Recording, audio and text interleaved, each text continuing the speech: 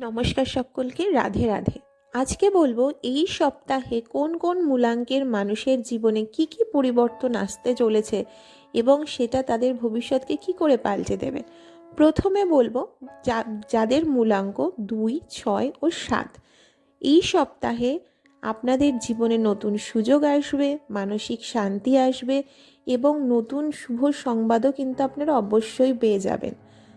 তারপরে বলবো, যদি আপনার মূলাঙ্ক হয় 1, 5 ও 9, তাহলে এই সপ্তাহে একটি গুরুত্বপূর্ণ সিদ্ধান্ত যদি আপনি নিয়ে থাকেন, তাহলে কিন্তু সেটি আপনার ভবিষ্যৎ বদলে দিতে পারে।